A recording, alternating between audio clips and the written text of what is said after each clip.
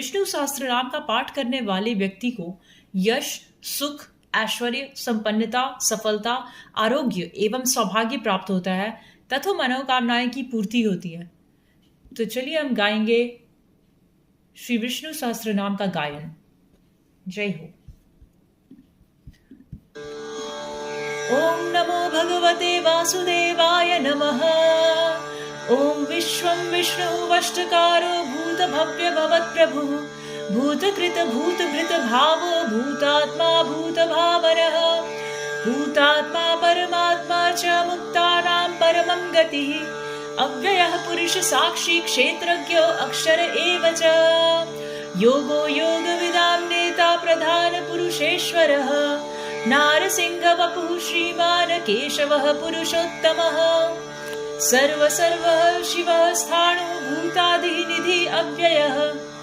संभवो भावनो भर्ता प्रभु ईश्वरः स्वयंभुः शंभुः आदित्यः पुष्कराक्षो महास्वनाः अनादिनिधनो धाता विधाता धातुरुत्तमः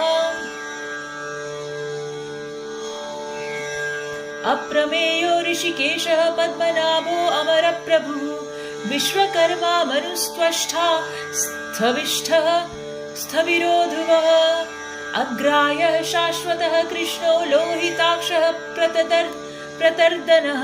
प्रभुतः त्रिककुब् धाम पवित्रं मङ्गलं परम् ईशानः प्राणदः प्राणो ज्येष्ठः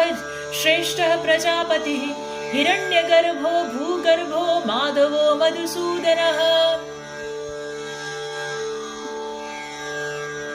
ईश्वरो विक्रमी धन्वी मेधावी विक्रमः क्रमः अनुत्तमो दुराधर्षः कृतज्ञः कृतिः आत्मवान् सुरेशं शरणं शर्म विश्वरेता प्रजाभवः अहः स्वन्तस्रो व्यालः प्रत्ययः सर्वदर्शनः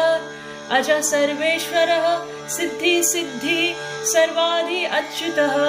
वृषाकपि अमेयात्मा सर्वयोग विनिसृतः